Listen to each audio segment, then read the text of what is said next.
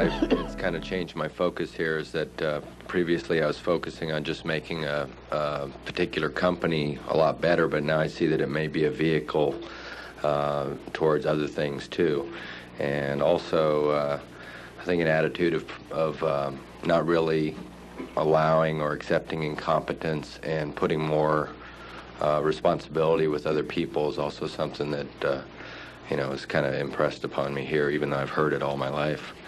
I think the only the price that may be hard to go beyond is at the point of alienating people that are close to me. I don't know if that's a line I would go beyond to achieve success, because that would be kind of against my definition of success, but I think I got a lot of good stuff out of the seminar here.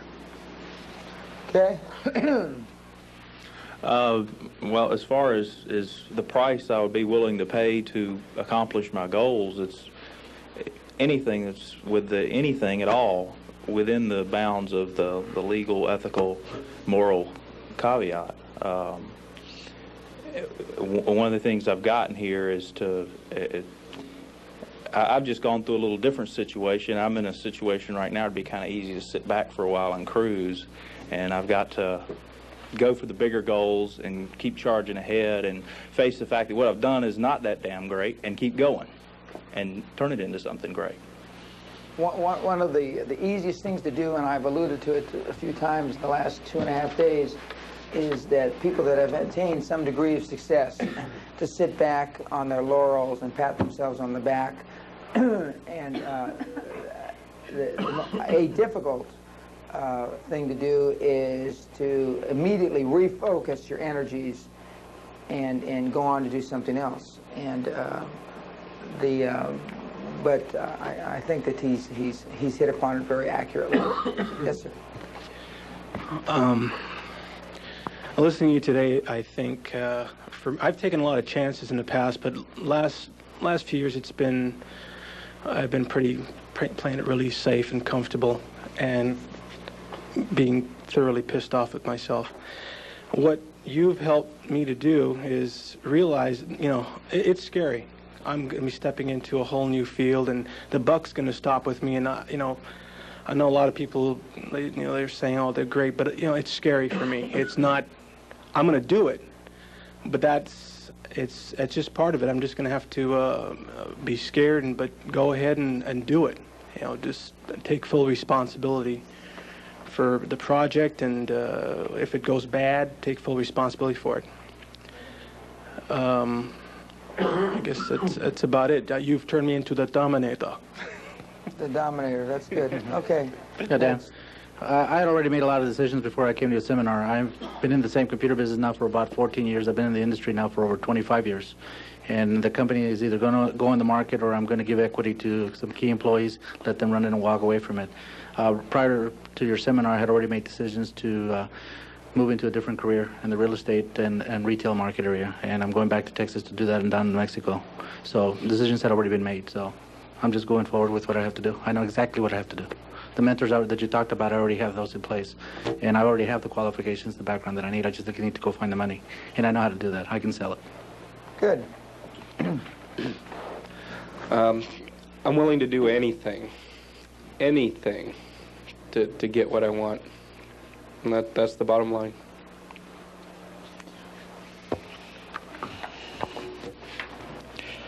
The question was, what price are you willing to pay? And I've been sitting here thinking, and I don't know what price I'm willing to pay, because I've already paid all the prices. I've already, you can't get any lower than where I came from. We were in a hard charging mode before we got here. We were already on fast pace and already in hyperdrive. So it's not what price I have to pay, it's just some of the things that we have to go back and get done, which used to seem rather large, now seem rather small. Basically, we're going to go home and see if we just can't make a mess out of things more, that's all. Only a bigger mess. And I want to tell you, I mean, I've been in the seminar business, being in the training business. I run across a lot of people, and the people I associate with all have good things to say, and they all are real people, but the event from the last 3 days is the culmination It is the high end. It is the point to where I've been trying to arrive in what I've been doing in the past. And I couldn't, if there's two words in the English language to describe the title of your seminar, I don't know how we could have done it better than Quantum Leap. For those who are ready. And I understand that some aren't, but it just happened to hit us. Of course, we knew before we came here you were going to screw us up, so it's nothing. Thanks. All right. Well, I'm already a leg up on a lot of folks here. I'm already a family maverick. Haven't had much to do with them, brothers and sisters, for probably 20 years. And my immediate family, they think I'm nuts because I do crazy things in real estate, and it's not supposed to work, but we make it work. So I guess what I really have to do, I don't have to worry much about, about that side, but I do have to reevaluate some of my acquaintances, I guess, and maybe some of the associations and organizations that I belong to.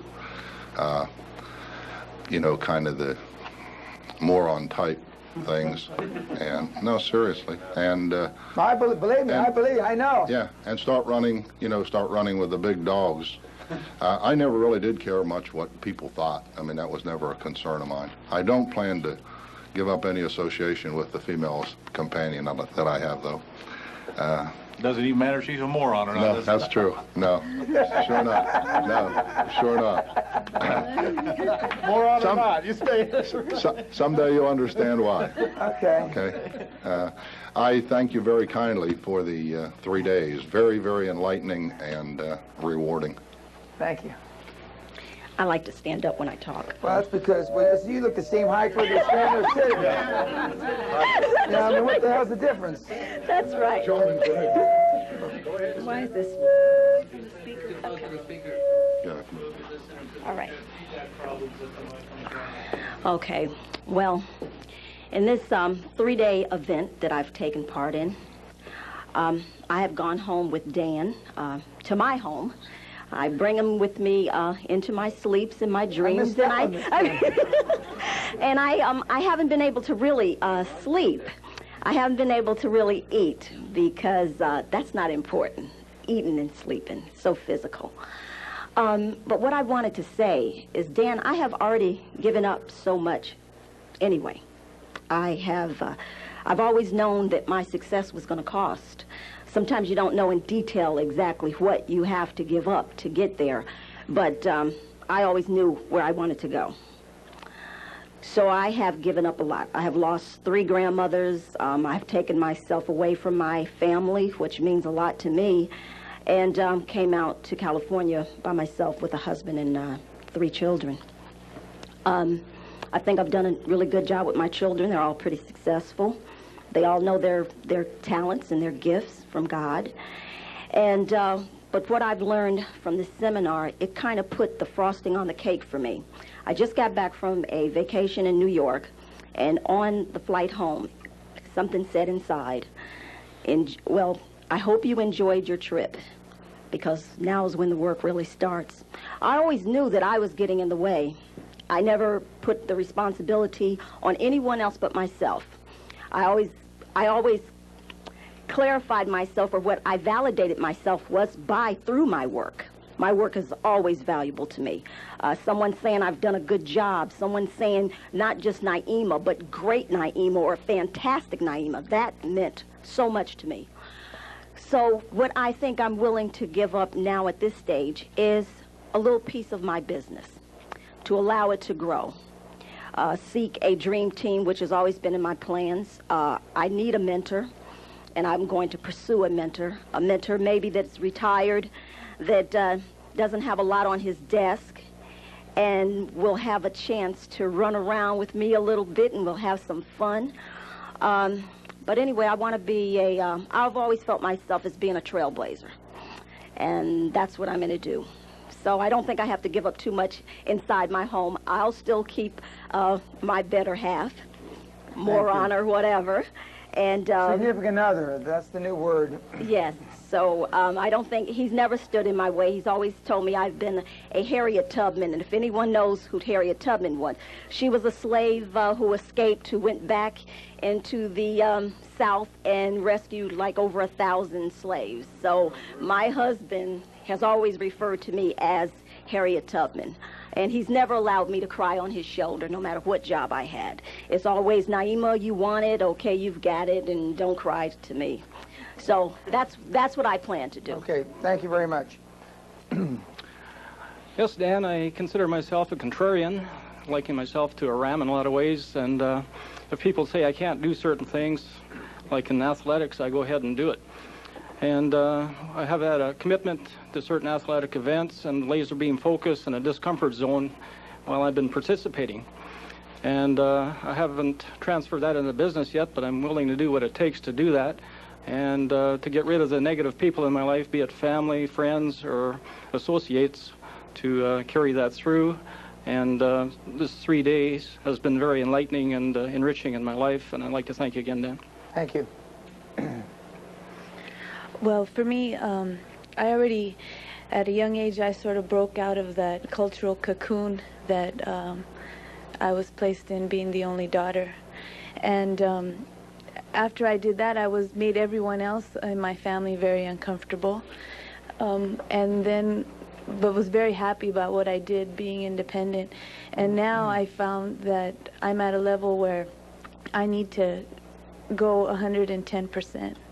And work that extra more, so that way I can achieve the dreams that I haven't even maybe put into the big picture yet. So I need to be focused and, you know, continue being the one and only like I've been in my family. Thank you. Let me make a comment while it's fresh in my mind. A lot of you have already, that we've talked to you so far, said that you've been a person that has gone against conventional wisdom. You've already made your a commitment to yourself to do this and that. But what you're really saying, and the reason why you're not a high-performance person yet, does anybody know why? That's what we're looking for. Well, no.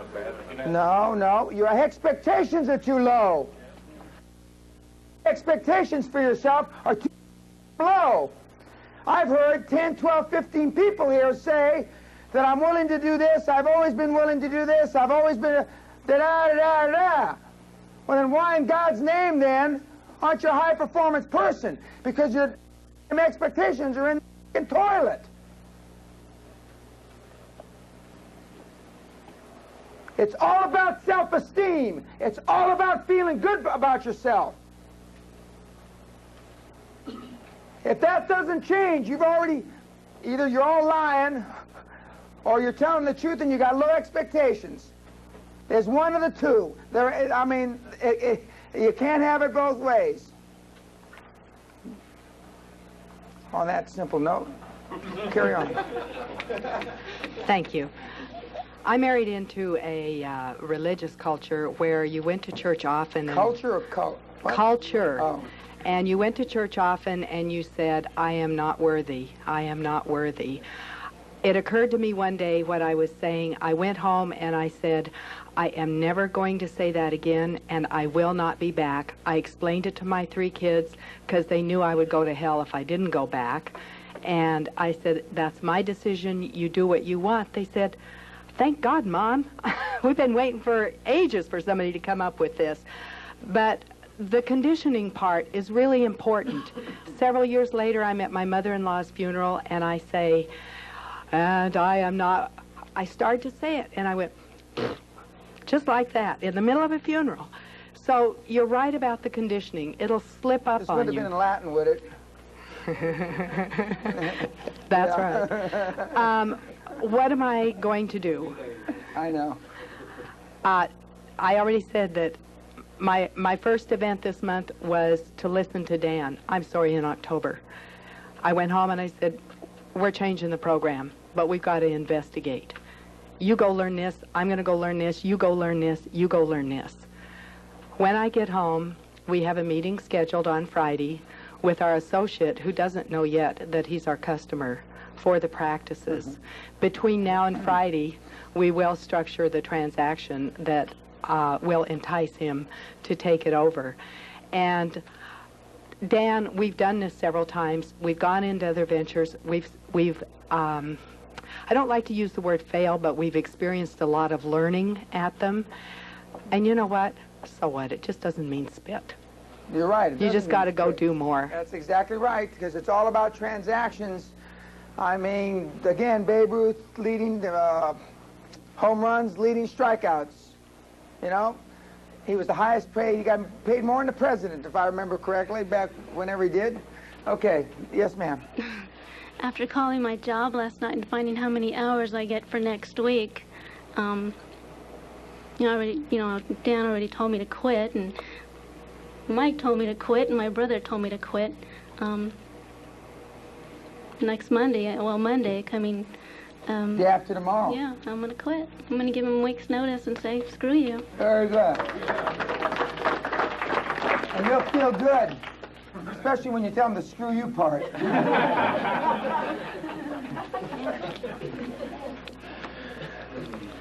Well, you asked a question, what price are we willing to pay?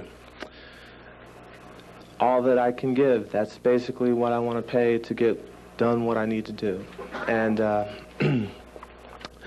I've been on a path of unconventionalism for 1 year and 2 months now with this business that I'm involved in, right, network marketing.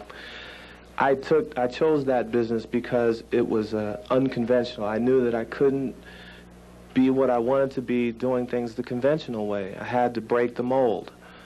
And some people don't think I can do it. I believe in myself and this company and my products, and I'm going to do it. And I'm going to take it. The only thing that I could say that I've done wrong thus far is my expectations have not been high enough.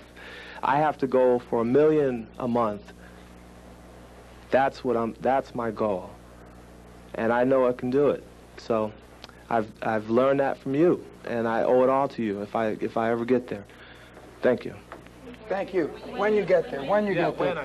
Let me make a comment about expectations again. You know, how many of you ever sold life insurance? Geez, only 2 of us? But this is a higher class group than I thought. Okay. Okay. Why do you think that, you know, the $1 million round table and that kind of stuff? Did you ever think, what if it was the $100 million round table? Or the $1 billion round table? When I was selling insurance, as soon as I because it was one of the products on Wall Street, I wasn't fully committed to selling life insurance, and I made that suggestion, and I didn't know anything about the structure of like the seminar now, because this was almost 20 years ago, and they told me that you can't do that, it's never been done, Prudential won't do it, and today they still got the $1 million round table. When you see the football games that are sponsored on Channel 7, they say that $1,000 is being donated to the scholarship fund of Oklahoma State. They've been given $1,000 now for 38 years. $1,000, you know, what? Conditioning. The same $1,000 in 1955 meant something. The same $1,000 in 1994 doesn't mean spit. I don't know what the hell you can buy for $1,000 in college now. But it's conditioning. It's the same, more of the same, and you're going to get more of the same. Excuse me, go ahead, please. I have to finish writing, please. Oh, okay. Excuse me.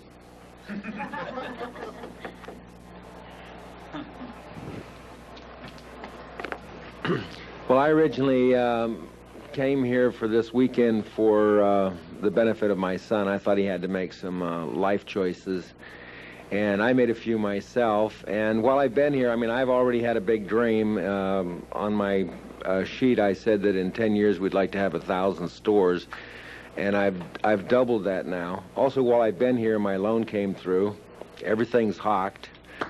And I've also been appointed the training director for the company yesterday morning by the main principals in the company, as well as in my own Bay Area thing. So I'm going to read my notes every day for a long time, and I've got a good team, and it's certainly nice to have met all you wonderful people, too.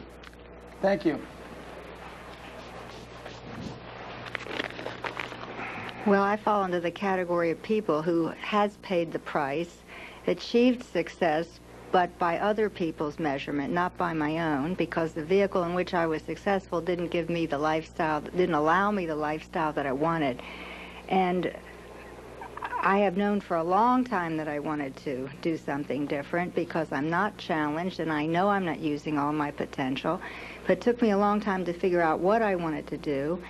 And it also took me a long time to decide to go back in there and start paying that price again, because I know how hard that was. And I did not read that article that the good doctor talked about, that it's normal and healthy to change your career every 10 years. I was conditioned by my family that when you're successful in something, it's irresponsible to give it up.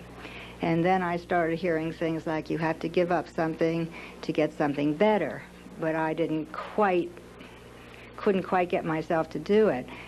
And I had made up my mind to do it when I went to that seminar, and I went there seeking information. And when I saw you, I realized that what you had to offer was the teeth and the reinforcement that the ideas that I've always felt are okay to feel, because I have achieved whatever success I achieved by the attitudes, many of the attitudes that you've had, but I didn't know it was okay to have those attitudes because I was the rebel all the time. Excuse me for interrupting. It's even less okay in society if you're a woman to have attitudes like mine. I mean, you're thought to be a rank bitch. I mean, and I use this, and Burl is a perfect example of that, because, I mean, women that are high-performance people that don't care what other people think, just think about that. Exactly. I mean, it's a dichotomy. I mean, it's not possible in today's society, and that's why there's so few high-performance women. That's right. There's just, I mean, I tell the story. There's one Fortune 500 one Fortune 500 CEO that's a woman today. In 1971 or 72, Lillian Afanito was the first Fortune 500 CEO woman, and who's a friend of mine, and she was for Singer Sewing Machine. There's still only one, 22 or 23 years later. There's still only one, and it's because it's a dichotomy. I mean, women, because of their conditioning, they've even got more goofball conditioning than men in general, because they're supposed to do this, they're supposed to do that, they're not supposed to do this, they're not supposed to do that. And so you're right. I mean, it is okay to think that way, and to put yourself in a position to, be all that you can be. I have also always felt like I was a visitor from another planet, looking in at things that made no sense to me. Unfortunately, I haven't had the good fortune to find any people like you in my life to change my association to be with. I am always the exception. I'm always the one that people are draining the energy and wanting from me, and so I have always known what I had to do, but I just, couldn't provide myself the facility to do it, and I made up my mind that I was going to go and seek whatever it was I needed, no matter where I had to go.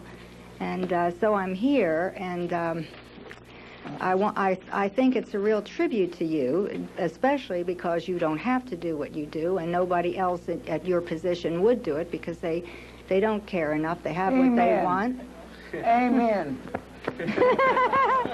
Well, I didn't do that. I didn't say that to flatter you, because I know you don't mean that. I agree. I mean sincerely. But the other thing is, that's why I can be as candid as I am, because I don't care what the morons say. I mean, I just don't. I'm not. And I got into the business because I can do that. I can put myself in a position to give you the straight poop and the candid talk. I mean, I forget, somebody told me in San Diego, or maybe they told Ed, that they thought one of the reasons I was able to be so candid is because I didn't have to really make a living doing this. I like to make money at everything I do, And the reason, you know, before when I did it for 15, 18 years, I did it for nothing. I didn't know anybody pay me to do this. Exactly. You know, it's a mitzvah, it's a miracle. Most people who have the facility, even if they're friends of yours, and even if you are doing business with them, they don't want you to know anything because they're fearful that you might have the intelligence to do as much or more than they've already done, and then that would hurt their ego. So I've noticed that. So even among the people that I know who are successful, they're not willing to give the information because they're fearful that maybe they're not as smart as maybe they were lucky, just like you said, and maybe someone else will come along and surpass them, and that won't do You're their hanging ego around with good. the wrong big dogs then, because there's plenty of big dogs that'll share information. But there are a lot of big dogs that are selfish, insecure, and know they couldn't do it again. She's absolutely accurate, and I've alluded to that a half a dozen times in the last 3 days. There are a number of them, and I've been, you know, not blessed because I go out and find them. I mean, the ones that have helped me in my career, and I continue to go out and find them. And when I give guidance to other people, like the young kids, to go call on Jerry Buss, who was thrilled. Nobody called him in 25 years. It's unbelievable when you think about it. Well, in terms of paying the price, I realize that, and I have always realized, but now it's just more reinforced, thank you, that you pay the price now or you pay the price later. I mean, there's no getting away from it. I mean, you pay the price by either not knowing that you aren't the best you can be, knowing that you haven't accomplished all that you could, and also you know, not having the kind of money to afford you the kind of lifestyle that you want. And I've always been the kind of person that felt the last thing I want to do is, you know, be an old lady in a nursing home thinking about what I didn't do. So I'm going to thought to pay everybody to place in their mind. I'm going to suck in old my lady or an old man in a nursing home. So I'm going to suck in my pantyhose, to coin a phrase, That's to right. adopt your phrase, and just pay the price. Very good. Thank you. Like I was going to just stand up here and blow smoke up my ass and say I was willing to do anything, but I wanted to quantify that, and so like the 7 steps you have to success, the TAPE program, I have my 7 prices to pay this month. I'm going to close my business. I'm not going to waste time selling it. It's not worth it. I'm going to move out. I'm going to move without a forwarding address. I'm not going to let my family or my doofus friends know where I am. Yeah, I'll tell. Well, what I'm going to do is I'll tell my mother and father. I'll give my mother and father a call. Also mention to them that it's not a phase. I'm not going to have. They should stop waiting for grandchildren. I don't want children, and I'm not going to have children. It's not a phase. Yeah, I thought, you know, next year. I understand. Okay, and I've already canceled all my vacations on the break. I'm going to burn most of my clothes and ask Linda where to shop. And ooh, that's the heaviest commitment of them all. Throw away 90% of my files and my books. And I've already taken a step to do this. I'm going to drop out of the doctoral program I'm in for education. It's a waste of time. And then the last thing is carry a barf bag wherever I go for the next month. So I really appreciate it. And carry a what? A barf bag. That's very good. Thank you. That's excellent. And we haven't gotten into in the longer seminars. What I do is I make control freaks give a commitment to going to clean out all the 7,000 things that you've got, dump them in a trash can, just in a big doggy bag, go through all the mail, all the junk that you've kept for all your life that doesn't mean anything, all the old clothes that you're never going to wear, you're never going to fit into again. And that's one of the things that we do. In fact, I told you that the kid got it right away. I mean, when she sat right up here, I knew it instantly, you know. It's like the hot man or the hot woman. I mean, she got it. She's got less preconditioning to fight with, to fight over. She's got less garbage in to get rid of.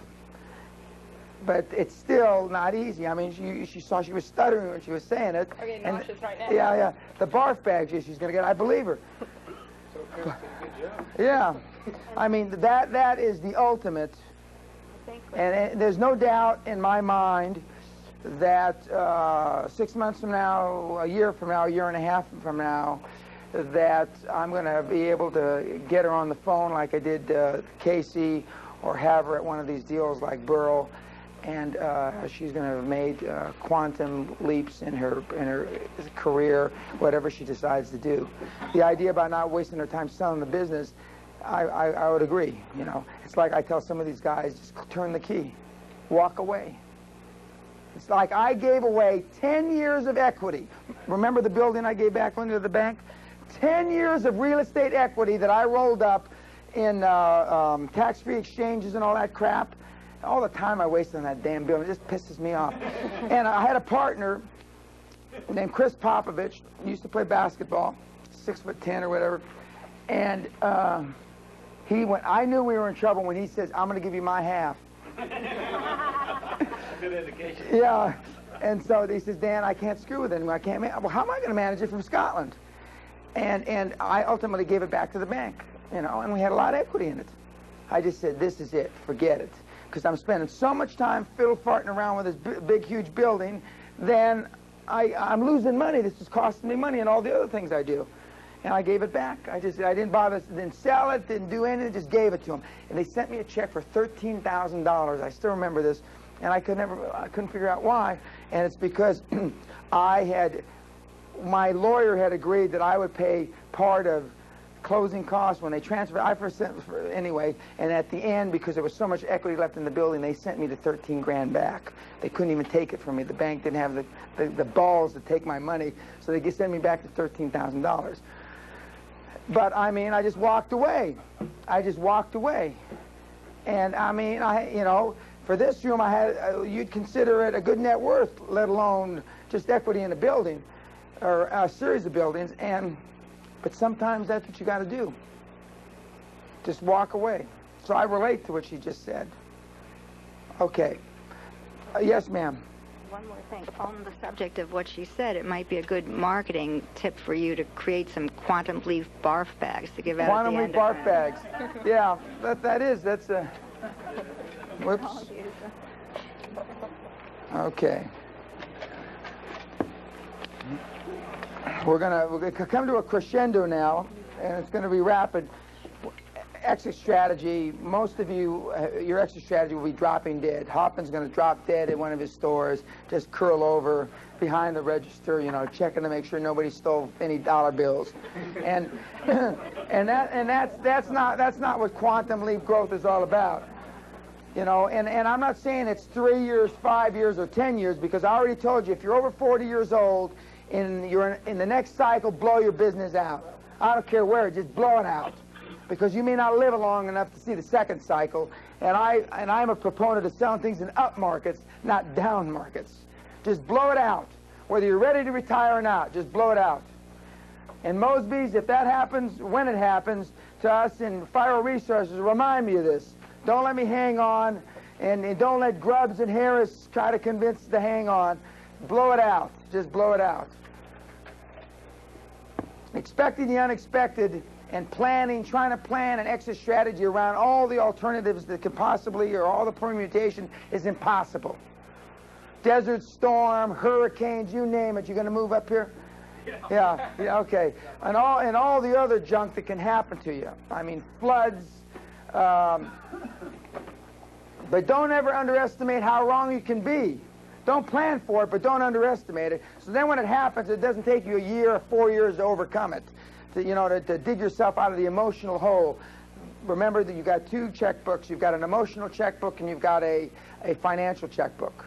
Most people's growth is prohibited by the emotional checkbook. Everybody in this room thinks they need more capital to grow. What you need is a deeper emotional checkbook. You need more money in your emotional bank account, not in your financial one. Keeping your laser beam focused to the point of exclusion of everything else. I used to use a slide to the exclusion of God, country, and family, and not necessarily in that order. But because I'm a kinder, gentler guy, I don't use that slide anymore. I just tell you.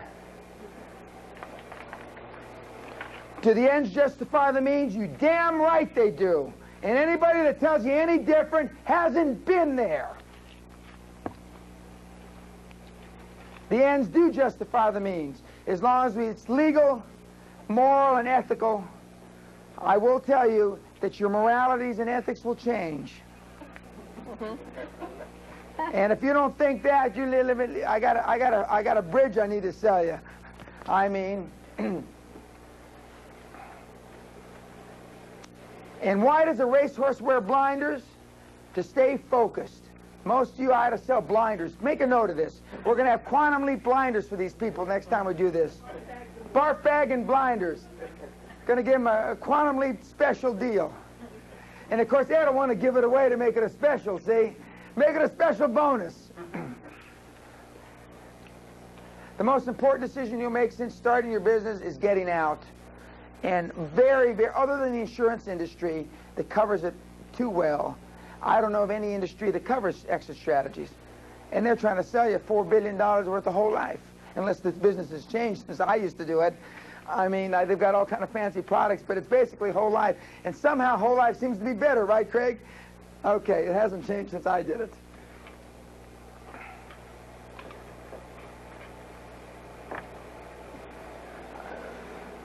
Yeah. These people are writing quick, huh? We got to put a book of all the overheads and sell that. You know? Yeah, I know he did. Well, pay yourself first. This is my favorite slide, because this is the thing I believe in the most. This is where my heart's in 100%. Most of you that are living off of your businesses that aren't public are squeezing it and paying for your water bill at your house and just squeezing it to death and trying to ride the profits on so you can live off the company. Okay, I understand that. I don't agree with it, because then when you try to sell it, then I told you already, well, if you back all these numbers that I stole over the last 25 years, the company's really made a lot of money. Well, nobody does that. But what you should do, and is mandatory, is as you grow, continue to pay yourself out of profits. Don't keep plowing them back in, because then, one, if you never get to that cycle to sell, at least you've gotten a lot of money out of the business in the meantime. And two, and more importantly, when it's time to sell, you don't have to squeeze the last damn dollar out of the business because you're already rich.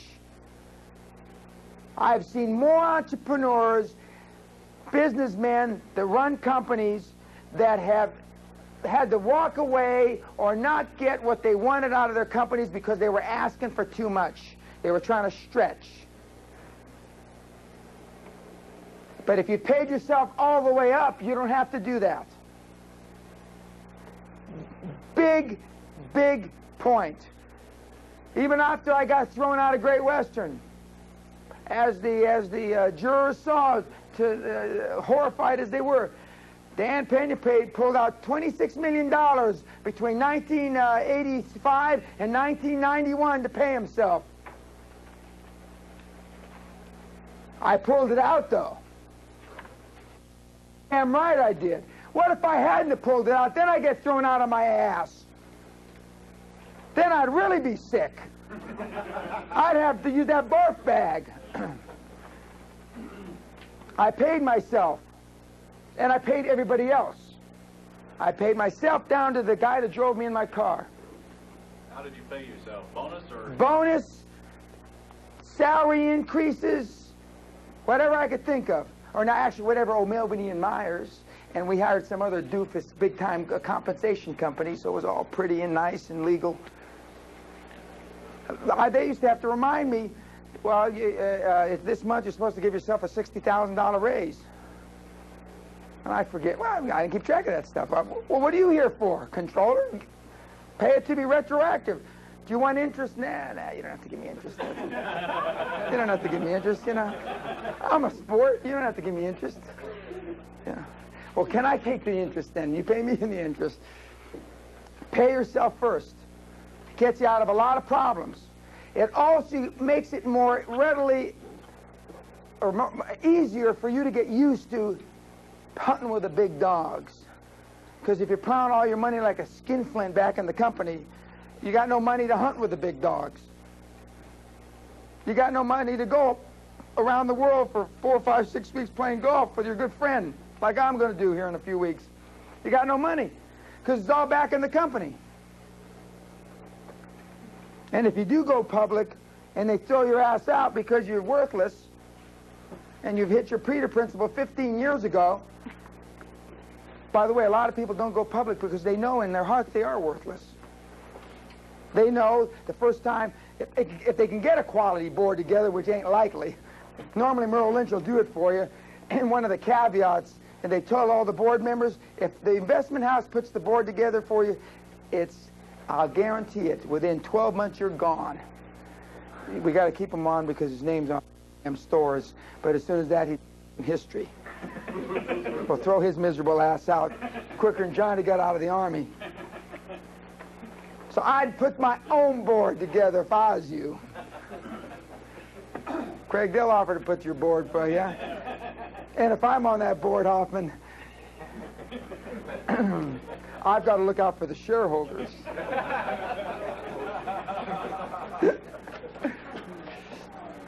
Because Omar Khayyam said it better than I, some for the glories of this world and some sigh for the prophet's paradise to come. Ah, take the cash and let the promise go, nor heed the music of the distant drummer. How many was that, 2,000, 4,000 years ago? When was that? Long time ago. Long time ago. And they knew it even then. Take the cash and run like a thief in the night. I keep telling you, this stuff isn't new. Since before Christ, since Cro-Magnon man crawled. By the way, Steve Sussman, God love him, one of my top lawyers, he looks like Cro-Magnon man, looks like a throwback. Since Steve Sussman crawled over that big slimy rock.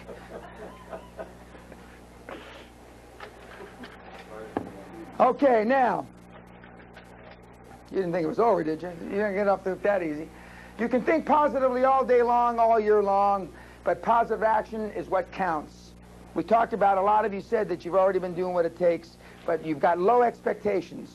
Otherwise, you'd already be where you want to be.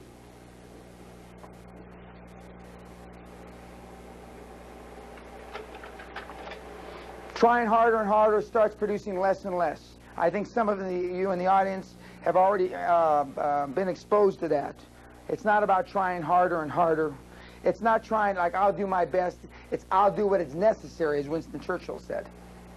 I'll do what's necessary. Your doubts are not the product of accurate thinking, but habitual thinking. That crappy preconditioning that your parents gave you, and your school teachers gave you, and all your doofus friends gave you. It's habitual thinking. Because remember, just because you've never seen it, absence of evidence doesn't mean evidence of absence. I want you to get out there and get ruthless. Now this young lady, she's getting about as ruthless as she can for where she is in life. Get out there and get ruthless. I want you to be like the last 2 minutes of your last Super Bowl.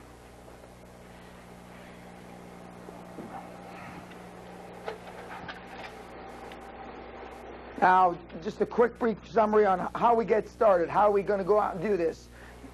We got a dream. You've got to have the human resources. You've got to put a dream team together. For some of you, that's a board. For some of you, that's a mentor.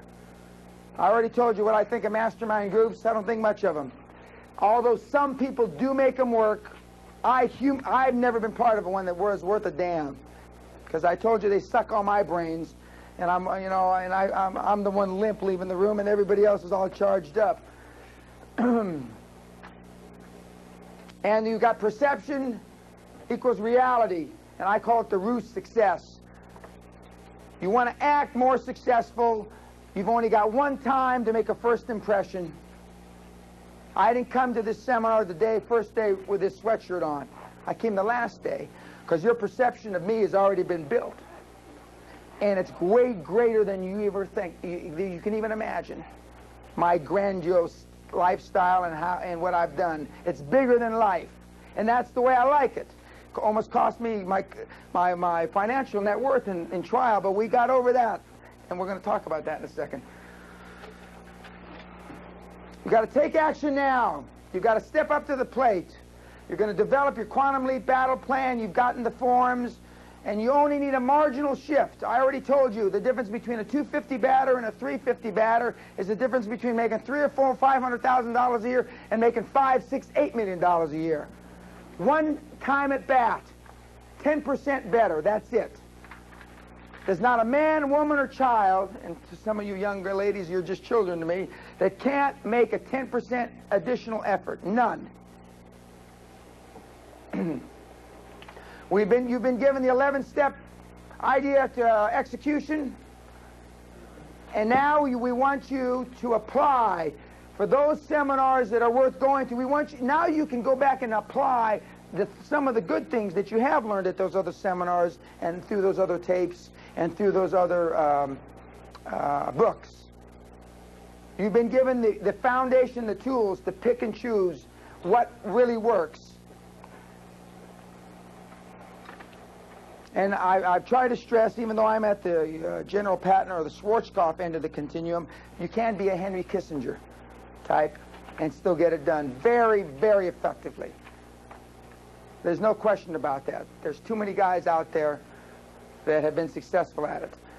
And you don't have to do it alone, and more importantly, you can't do it alone. Forget about, you don't have to do it alone. In my judgment, you can't do it alone. In my judgment, you need a mentor. We've talked about who, where, how, when. Talked about Jerry Buss answering these guys' phone calls. Nobody called him in 25 years. How long has he been here in Los Angeles, Jerry Buss? 25 years? Nobody's called him since he's been here. Can you believe that? We started off with houses in Compton and Wine. Okay. Well, I mean, since he bought the Lakers, since he got to be a high-profile guy, nobody's ever called him.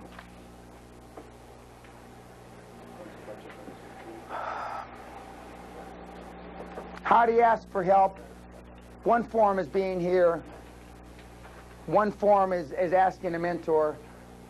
Don't find time, make it, just do it. And again, like the last 2 minutes of your Super Bowl, your last Super Bowl. Each person is able to realize your dream. Concluding remarks, you know what my background is. It wasn't too stellar to say that I'm being kind when I say that. I got my act together. It's no panacea, and this is your wake-up call. This is your wake-up call, ladies and gentlemen. Now, could we turn the lights down a little? You put in your mind what your dream is. This was mine. Living in a castle with all the overhead and all the expenses isn't everybody's cup of tea. It happens to be mine, it happens to be my wife's. And my kids don't know any different, don't know any better. But whatever yours is, you should constantly eat it, sleep it, breathe it for every day of your life from now till they put dirt on you and daisies are growing up from your chest and maggots are eating your eyes out. That's pretty graphic. That's brutal. Yeah, that's pretty graphic.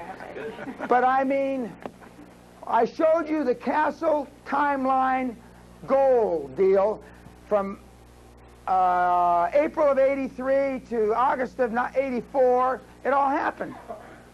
It all happened. It can happen for you as quickly. This was my perception of myself way before I was like this. You have to, in your own mind, have the perception of what you want to be, and then people's perception of you will follow. People perceive me as being bigger than life, but I am. And they will perceive you to be whatever you perceive yourself to be. The people we call gifted are different from the crowd in one very special way. They accepted their gifts. They let them happen. The high achievers, the persons you admire, are those individuals who opened their gifts. These winners have more gifts because they claimed them, took them out of the wrappings and used them. I've merely opened them up. You haven't opened a lot of them yet. We've all got the same gifts under the tree. We've already proven we're all about 100 IQ from the first day. Now that I've known you a little better, I'd say that we probably gave most of the people in the room a little, and as opposed to taking any away from them. But that's, hindsight's 20/20. The path that is your destiny is yours.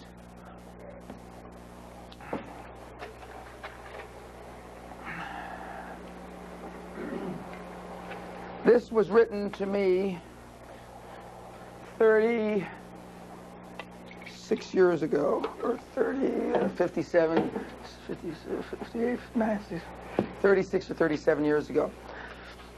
It's the only good advice my dad's ever given me. It's the only advice he ever gave me, probably. To my son, this was when I graduated from grammar school. Approach it, the future is yours. Approach it with honesty and ambitiously, with a will to fight for the rights of mankind. I'm always in litigation because I don't like being screwed around, and I don't like other people being screwed around. That's one of the reasons I litigate a lot. And it's a cleansing process. It separates the men from the boys. All high-performance people litigate a lot. Always balance the rights of man with the rights of society. Have faith in yourself and faith in people. Have faith in yourself. That's what self-esteem's all about. Have faith in people. Give them the opportunity. Give them the equity. Allow them to make mistakes and help them grow.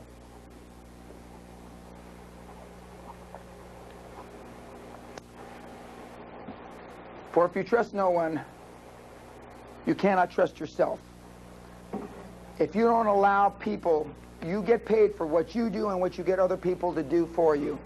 If you are not effective getting people to help you, not beyond your dream team, you will not be able to create quantum growth in anything that you do. You've got to incorporate the use of other people. You can't do it by yourself, and I'm not just talking about a mentor. You've got to create a team that works for you, that transcends the few people that you can organize and supervise properly. Now, I've told you I know there's life after death because I've been dead 5 times. I've come back from death, so I've seen that tunnel, but every time I see the tunnel, it's a dollar sign at the end. I don't see God down there. I see my dollar sign. Maybe someday I'll see him at that end of the tunnel. Hopefully not anytime soon.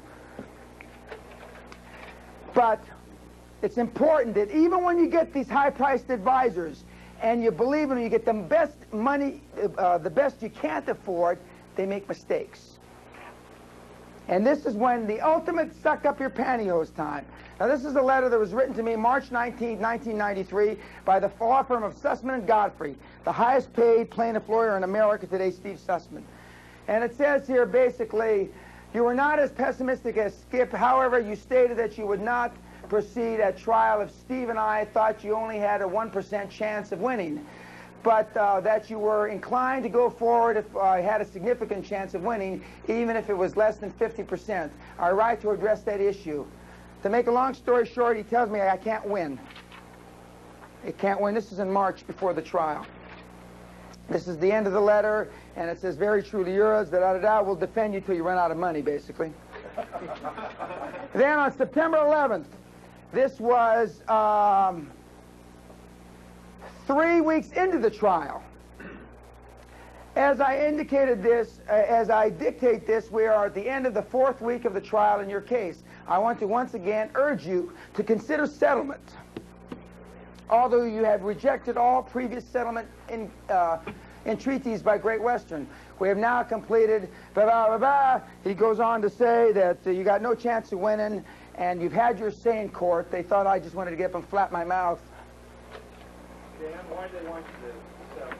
They be sure they could No, they wanted me to settle because they honestly felt that we didn't have any chance. They had, I was being accused of 32 counts of wrongdoing, that I had, they were suing me for something in excess of $200 million. If I had lost, it would have wiped, pretty much wiped me out. And they said all the evidence, they had 30 or 40 witnesses that all came up and perjured themselves. All that dream team that they're going to bring in to be your board of directors, Craig, all perjured themselves, will all perjure themselves when it comes between you and their ass. Cameron, everybody. And we had one witness, me. What were they offering to settle for? Nothing. They said, you pay us $1 million and go away and we won't put you in jail. What a deal. What a bargain. Yeah. Yeah, what a deal. So even when you get the very best that money can buy, which they were, they're not always right. And conventional wisdom was I was going up the river. Of course, after I won, which isn't true, I don't plan to come back to England. This is an English paper. I don't plan to come back. But, it sounds better that I did plan to come back. Life is like riding a bicycle. You don't fall off unless you stop pedaling. And that's Claude Pepper, God bless him. He was in Congress and in the Senate and governor of the state of Florida for 60 or 70 years. He had the best-looking 30-year-old administrative assistant I ever saw in my life. And I mean, Claude used to, with his head flopped over, drooling on her big breast, sit there. Is it time for you to vote? God bless him. He's gone now, old Claude. Now,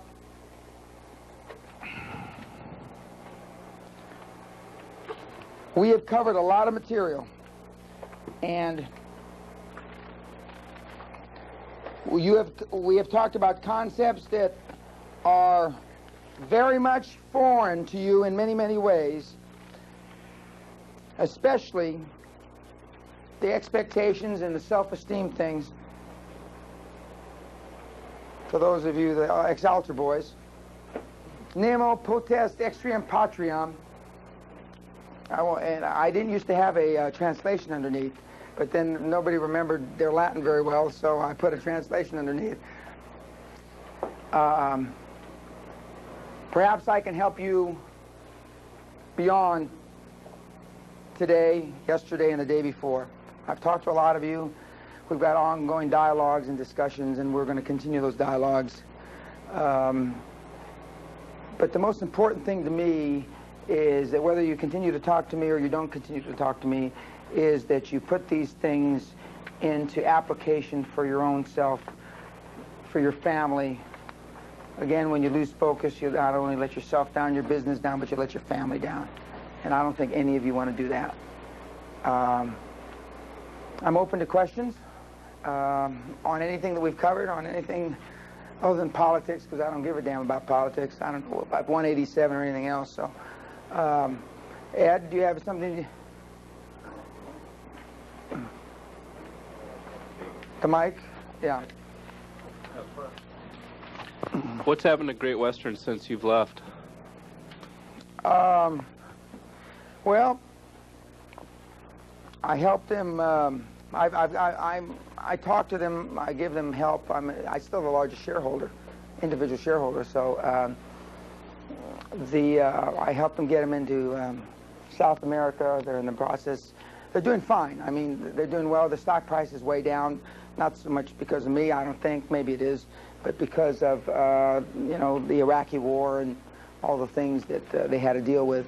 I think partially they cut the dividend out when I got thrown out because I got most of the dividend, and so they decided, and they didn't understand when they cut the dividend, all the income funds that owned them sold the stock, and the stock dropped 60–70%. But just so I wouldn't get the dividend, they did away with the dividend. Short-term solution to long-term problems, but they thought that they could tie up my money and I wouldn't have money to fight the defense, and so that's why they cut the dividend now. So now if they instill the dividend, none of the institutions that believe them, they're going to keep it around. Whenever they get in trouble, they'll just cut it again. So we were a trustee stock. We were a widows and orphan stock. And so, but, you know, I don't worry about that. I could use the several $1 million a year I used to get dividends, but, you know, that's life. The company's doing well, though. They're doing very well.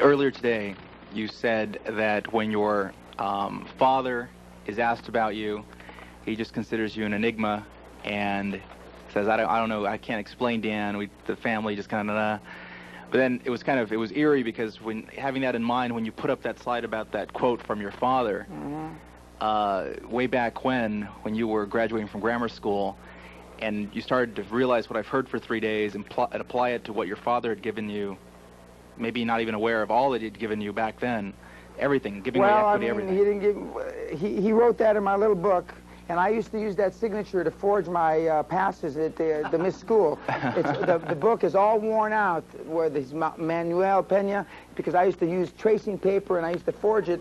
And my senior year in high school, I missed 187 days of school. There's not many more than 187 days, but I mean, so I wonder maybe he did. I didn't realize. You know, I picked up on this when, you know, 15 years ago when I was given the Latin Business Association award as Businessman of the Year. I was trying to think of a keynote speech I was going to make, and because, you know, the Latins like the familia bullshit, and so I was trying to say, what can I say positive about my family? And I couldn't think of anything. You know, he whacked the shit out of me, broke my ribs, you know, ripped my arm out of it. So, I mean, that's not what they want to hear too much. My question was whether he ever makes the connection. Oh! No, I'm sorry. No, not at all. I said this at a speech, and my wife will attest to this. Remember how he sobbed? He started sobbing. I used this in the middle of the speech, and you couldn't hear. I mean, there was like 2,500 people at the Biltmore Hotel, and you could hear this old man. Sherrod, you were there. Where's Sherrod? Sherrod left. He was just sobbing because he knew he had nothing to do with it.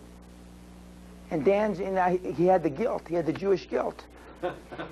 He felt like shit, because basically he treated me like shit most of my life. But it good, boy. All the Mexicans out there cried. It was great. I really worked, though. I can give a great speech. There's no question about that. But it worked. I mean, and he just felt bad because here, you know, he knows. Now, I think when he wrote that, 1957, his intentions were right, and what he would say if he were here today, he'd say, I did the best I could, I know that I did wrong, but I thought I was doing right, and, you know, that's what he'd say. He's told me that, you know. But he tells my kids that I was an honor student, that I was this, I was that, and that I never had to hit Dan because he was always such a good boy. And so Dan and Derek come down to my office a couple years ago, and they tell me this. I said, that's bullshit, kids. That's not true. We're going to go down and talk to Grandpa, get it straightened out. So we went down into the den, and he's sitting there drinking, watching the TV, and, you know, and I said, Dad, we need to talk to you about this. And the boys just came up and told me that you said I was an honor student, and I said I was anything but that. And I said, you never hit me, and the kids want to know if that's true. And I said, I want you to tell them. Like this. He never looked up. No, it's not true.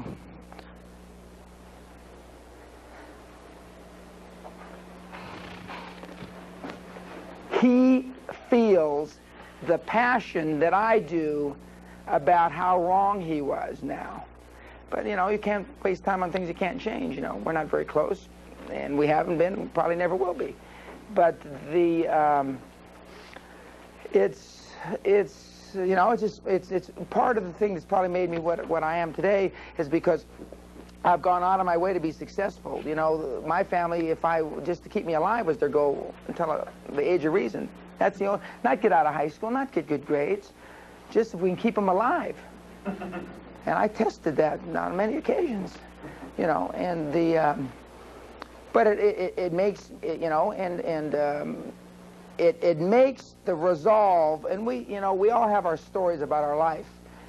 But I mean, I didn't get any of this feeling of being successful till I was in my 20s. And I really made a resolve when I was in my early 30s. I got a late start. I mean, some of you say you're older than that now, but I mean, it's never too late. I didn't really get my act together till I was in my early 30s. Shit, and I'm in my late 40s now, so I've only been doing this 15 years, really. But I'm, you know, one thing that differentiates me from almost everybody I know, I'm a quick learner. When I figure out something that works, I don't go back and reinvent the wheel over nothing. I am a quick learner, boy.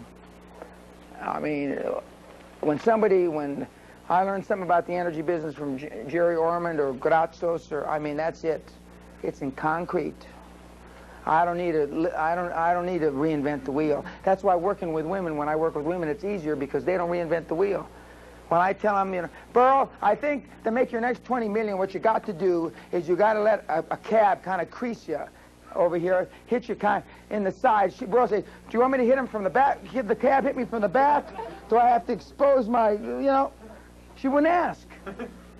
Whereas some of the men, well, you know, gee, I could get hurt there. What if the guy doesn't hit the brakes in time and I could get a broken rib and, gee. Some of this stuff is almost blind faith. Let the force be with you, you know, like in that movie. It's like Obi-Wan Kenobi. You know, maybe I'm your Obi-Wan Kenobi. For some of you, I'm going to be Obi-Wan Kenobi. Obi-Wan. For some of you. For some of you, you'll put your tapes away and never listen to them. Or give them to somebody. For some of you, your notes, for some of you, that's life. When I first started doing this, you know, my ego was involved that I couldn't understand how come I can't change everybody's life. But I understand that's not possible. But what I would submit to you, if you just change a little bit, you're going to be better off in your business. You're going to leave more to your family. I mean, and that makes me feel good. I've already, only doing this 15, 18 months, I've already had a lot of success with a lot of people. So now what we have to do is get me in front of more people, and that's what we're working on. You know, it's taken us 15 months of doofusing around to figure out what the formula was. This seminar has sold for as much as 10 grand and as little as $119. Testing the market. That's a big dichotomy. That's a big spread. And the 10 grand people think they got a bargain. And some of the $119 people bitched. I'm not lying to you. You know? And what, you know, I want to you know, crush their heads. But I mean, you know, we've been told, and we're still continuing to test marketing, and you know, I'm trying to get a book written. I am going to get a book written, but I'm working on getting the right ghostwriter. And there's all kinds of. I didn't even needed product for the first year and 1 month. I had nothing to sell. Didn't have a tape, didn't have a book, didn't have squat. And then, you know, Ed kind of fell upon me like the clap. And, you know, and I was going to be more graphic and say, are we still on the camera? Oh, yeah, never mind. Okay. And so, and he's helped me a great deal in defining where I should be. But I think it's suffice it to say, I think this audience is good proof. And you have critique forms, don't they? I don't want any doofus critiques. I didn't get my question answered. It's because you didn't ask. So don't just, if you're gonna put that down, just don't bother filling anything out. And because I'm here, I'll answer them still. But it's been a learning process. I tell the biggest marketing mistake I ever made, and people have heard me. I sent out 65,000 brochures, $8 brochures, with no phone number or address how to contact me. True story. I said that at the Abraham. It's a true story. And I remember one of the guys at the Abraham said, I got one of those fancy brochures. What were you trying to do? But it's true. You know, I've done, you know, fortunately I had money, otherwise I'd be out of this business already. But I've made all those mistakes because when I got into this business, I didn't really understand it was a business. I just thought I'd have an open forum to flap my mouth about stuff that I believed in. And it is a business, and so we're running it more like a business now, or we are running it like a business now, not more like a business. But the name of the game is exposure, and that's what 95 is all about, is exposing these, bless you, exposing these precepts, these concepts to as many people as we can, as fast as we possibly can. And because I'm not sure I plan on doing this the next few years. I'm not sure I'll do it forever, but at least for the next few years until my kids, you know, probably get out of school. My kids are young. Yes, a question in the back. Dan, on the first morning, you said that there were 4 to 5 major points to remember, things along the lines of all high-performance people have a good high level of love for themselves, focus on only 2 to 3 things at once. The third point, by empowering people to duplicate your energy, you will affect a greater presence and results. Number 4 was act as if there were no limits to your abilities. Is there a 5th or 6th point you'd add to that? Yeah, you asked me that before, and I remember. All high-performance people give away parts of their deals. They all do, in different forms, but they all give away. All high-performance individuals never look back. They only look forward. They're not interested in what they did. You know, there's a lot of the KKR guys and these guys have done so many billions of dollars in deals. They don't look back. They're only looking at what they can do going forward. And so those are all common traits of high-performance people. High-performance people also don't even think about pay price to action. The only reason I've articulated it like that is because I'm doing this now. They just do what it takes. Winston Churchill says, "Don't do your best, do what it takes." And they just naturally do that. Joe Montana doesn't think about pay price to action. He's going to get a less salary and this. He just does whatever it takes. Takes them down the field. They got 2 seconds or 2 minutes. Takes them down the field. That's it. And and when I make the analogy, playing the last 2 minutes of your Super Bowl, they don't even think about. It's ingrained because remember, motivation gets you started. A habit keeps you going. And these people are in the habit of winning. I'm in the habit of winning. I mean, I'm dumbfounded when the financial institution turns me down. I'm dumbfounded when something I do doesn't work. You know? Mike here, please. Earlier when you were talking about delegating or giving your critical path to your subordinates or your team or whatever it is, and you talked about that naturally they're going to make mistakes. By definition. It's a certainty. And my question is, if you have an individual or individuals that, and I've made a lot of mistakes myself, and one of the things that I think I do well is I am also a quick learner. I usually only make a particular mistake once. But sometimes I have some people who make the same mistake, you know, the same mistake 2, 3, 4, 5 times. Those are people or history. That's about what I thought, because yeah. Yeah. We want to memorialize this for time eternal. We had that discussion at breakfast this morning with one of the crew that is here, and it could be that if he's making the same mistake over and over is because he knows that you're going to correct the mistake. That's a good point. Yep. That is the best answer. Oh, thank you. Everyone knows that good point. Going to correct their mistakes. How do they know that? They keep on helping it have their job. Mm-hmm. Can you go over how you get your attorney and accountants into the deal step by step? Using stealth and canny. Well, the lure of greed of money. Yeah, the big promise. And yeah, I mean, because especially now, the accounting business and the lawyer business is extremely competitive, big time. I mean, these guys would do almost anything for business. And what you do is, when I find an attorney or a lawyer or a financial person that I want to bring into my deal, I first of all start by giving them all my business, or at least all the business that makes sense. You know, if I'm fighting a lawsuit in Houston and I got a New York lawyer, I mean all the business that makes sense. And I bring him in and start to talk to him about giving him a piece of the deal And I'm meaning it, though. I'm not just jerking them around and giving them a piece of the deal. And normally over 3 or 6 or 9 months, because it normally takes a guy that long, if he's got any clientele whatsoever, to phase himself out of certain cases. Because unlike just closing down a door, a lawyer will get disbarred and sued for malpractice. He can't just walk out the door. If clients have any brains, and maybe clients don't have any brains anymore, you sue them for malpractice. You can't just leave.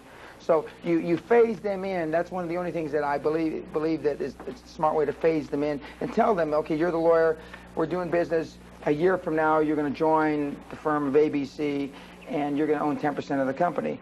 And 2 things happen. Number 1, he becomes more dedicated to your needs. Number 2, it allows him to phase out. And number 3, it allows him in a proper way to re-dictate or how the billable hours are doing. Now, some of the big, huge firms will not take contingency cases. Some of the big, huge firms have an absolute policy of not taking equity in deals. O'Melveny & Myers is one of them. I mean, O'Melveny & Myers will not take a contingency or an equity position ever. But I don't use O'Melveny for that. Whereas Sussman & Godfrey, which is one of the finest litigating firms in the country, will. They'll take equity. In fact, I was going to get the Penthouse in London as part of a settlement with Great Western. They were going to take 40% of the Penthouse. This is when we were negotiating a possible contingency. As it turned out, I just paid them the money, and I didn't do a contingency fee. But they were going to take 40%. The 2 senior partners said, okay, well, as long as we can use it when we're in London, that's part of the fee. And originally, I mean, the junior partners of the law firm told me that was impossible. But when Steve Sussman likes London, Neil Manny likes London, their doofus wives like. He says, we got to put a nice big 3-story, 6-bedroom penthouse. That'd be great. Now, you can't give them a fishing house on a lake in Waco, Texas. They'd be less interested. I mean, in fact, I don't think they'd be, but maybe a partner in a fairly big regional firm in Waco, Texas would be interested. And I'm sure, but you can. For any firms that's got like 10 to 100 lawyers in it, you'll be able to bring them into deals. 10 to 100 lawyers off the top of my head. Accounting firms, some regional, well, by GAAP rules, can't take equity in deals. Accountants can't take, because then their opinions are not tarnished, whatever, invalid. Who can't? Accountants can't equity. They're not supposed to take equity in deals. Do. I know, but see, those aren't the big 6 accounting firms, and their numbers are by definition, by GAAP, general accepted accounting procedures, shouldn't be accepted. If the other side knew that they had equity in the deal, by definition, the numbers are invalid. See, but see, like business, a lot of business brokers aren't honest. They take fees on both sides of deals. I mean, it doesn't mean just because the rules say that they're supposed to do that doesn't mean they adhere to them. So over time and after experience dealing with various accountants and lawyers, you find the 2 or 3 that you think that you could live long term with, and then you approach them on a business basis that I want you to come in as my in-house general counsel or chief operating officer or chief financial officer or whatever. Most medium-sized businesses are poorly represented in the chief financial officer area. And companies $0 to $50 million, and I'm talking about revenue now, are normally always poorly represented. I mean, they don't have any experience, and that's why they have poor banking relations. They don't have adequate lines of credit. They're not, if they are factoring receivables, they're factoring them in a piss poor way, and because they got some guy, and that was internal, who was the bookkeeper, that they rose or pushed up the line and promoted him way beyond his level of expertise. You know, the famous Peter Principle. Why did you decide to get into oil? You were just looking for a deal, and No, I was with a Wall Street firm, Bear Stearns. I saw the first oil embargo in 1973, and when the '79 oil embargo hit, I saw a lot of idiots become instantly worth $20, $50, $100 million. Oil went from $2.40 a barrel to $14 a barrel. I mean, it was obvious to me that this was an industry I had to be in.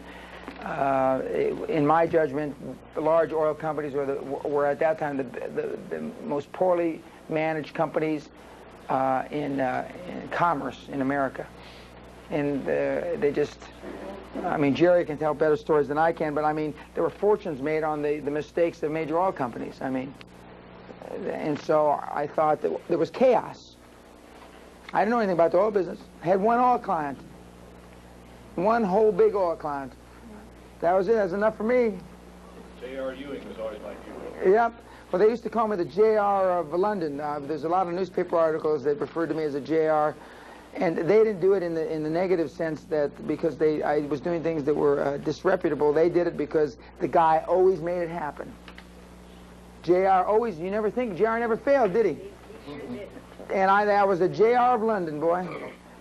And and I did for you know, for a lot of years. I mean, everything I touched turned to gold. I mean, for a lot of years, for almost 10 straight, 10 years.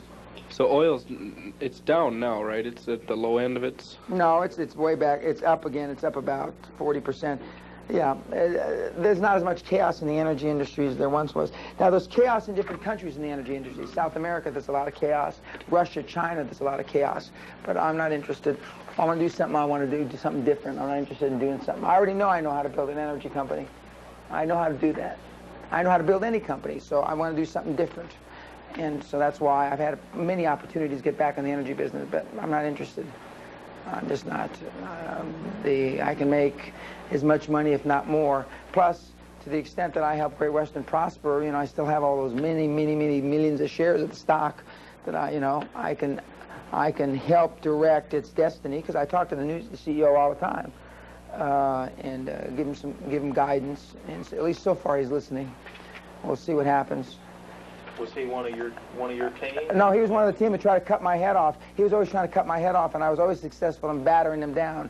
He a couple of the board meetings, he called for boardroom votes, but I always battered him down. But then the Kuwaitis brought in a chairman who was slicker than him. I don't know if he was slicker than me. I don't know if you could say Howard was slicker than me, but he ultimately replaced me. Because when a company that owns 40% of the company, in a public company, decides it's time for you to go, it's time for you to go. There's no choice. You have no choice.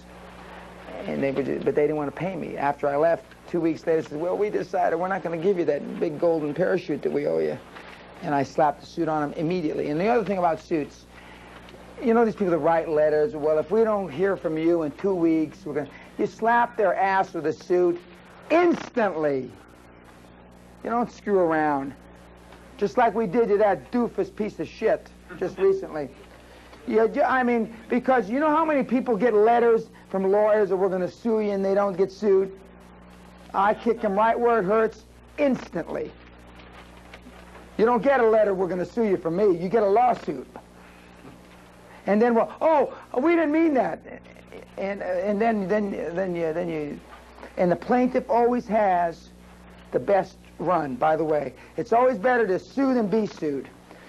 The reason the plaintiff in a jury trial gets 2 cracks at the jury, the plaintiff gets up and has their closing arguments, then the doofus defense gets up and does it, and the plaintiff gets up again. You got 2 cracks. And if you got a lawyer that's worth his salt, in fact, I was going to give the closing arguments in my big trial, then the judge told me I couldn't. She wasn't sure it was in the Constitution or something. To Texas or something crap. I was going to give my own closing arguments. I'm as good as my lawyers, not better. So you always sue. Don't wait. So if somebody sends you a letter, whap them. You get them over there. Yeah, you just whack it to them right quick. Because I mean, plaintiff has always got the advantage. It's got the advantage in filing and all the other junk. Venue. Yeah, venue. I mean, that's exactly right. Venue. I mean. That's right. I mean, because to me, litigation is a business tool. That's all it is. It's a business tool to make people honor contracts. Because I tell people right up front, I'll sue you quicker than you went to potty this morning when you got out of bed. I mean, if you don't honor your contract with me, I don't like to get jerked around. I spent $300,000 on a lawsuit over a $10 trophy that my wife won on a marathon race. Seems like a century ago. But I had Judge Wapner, the TV judge. He was our judge. And I mean, I've sued over Great Danes. I've sued over boundary lines. I've sued over a lot of different things because it's important to me. I don't like to get jerked around. I don't like to get screwed around. I just don't. I mean, I won't. And this is before I had any money. I made that lawsuit long before I had any serious money. I didn't develop these character traits just when I got rich. I mean, I've had them. That's why you're rich. That's exactly right. That's exactly right. And most people, we've been conditioned. We're afraid of litigation. We don't want to, you know, lawyers. Whenever I go to Virginia Country Club, Hoffman's not here now. He says, "I hope to God, Dan, that Virginia Country Club never gets a copy of this." Because he says, but whenever I go to Virginia, every table in the grill, they're complaining about lawyers. Every single thing, it just gripes me. Because, you know, lawyers this, lawyers that. Lawyers are a tool to be used effectively in running a business. It's that simple. Sometimes it's at a proactive way. Sometimes it's in an administrative way. In my place, it was never on a defensive way. I mean, and I've been in so many, I know the law pretty well. I mean, when you've been in court as many times as I have, like when Raul signed that, I couldn't believe Raul, the group of 4 of the guys that I'm working with, they signed some letter of intent on something, and one of them brought it by to me to look at, and I looked at it and I said, "Was Raul there? He's the Harvard lawyer, the young kid that was here." I said, "He was there and you signed this thing?" "Yeah." He says, "What's wrong with it?" And I said, "There's nothing right with it." "What do you mean, what's wrong with it?" And I says, "Raul was sitting there when you signed this? He let you sign this?" He says, "No, he signed a copy too." I said, "Jesus." I couldn't believe it. And but then he says, Fidel took the blame. He says, "Well, I was so hyped up, I was so enthusiastic, I got everybody to sign it." And, yeah, and I said, God. And that's good, because I'm trying to teach them how to be enthusiastic, and they were so proud, they thought I was going to be so happy with them.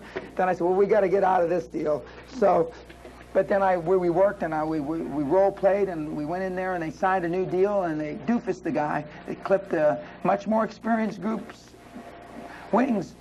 And these 4 guys, the amount of business acumen they've got, I mean, Dan Jr. is pretty sophisticated. My 8-year-old daughter's got more. But using it positively, it's just another tool. Dan, I wanted to ask you, who was your mentor before you became wealthy? Well, one of them is in the, I already had a few bucks when I met Mr. Ormond, but Mr. Ormond, who's in the back of the room, has been my mentor in the energy business, going on 20 years now. Costa Grazos, who I told you about, who was my general business mentor from Onassa Shipping Lines, and Jim Newman, get your head out, screwed on straight mentor. And those were my 3 mentors. I really didn't have any. I had a mentor in the military. I had a guy named General Roy Atterbury, West Pointer. His claim to fame, he graduated from West Point with the most demerits of anybody that ever went through West Point. You know, Douglas MacArthur, General Robert E. Lee graduated with no demerits at West Point. This guy had the most demerits of anybody ever to get through West Point. And he was a decorated hero from the Korean War, and he had his leg all shot up, and he used to didn't button his blouse. He was a general.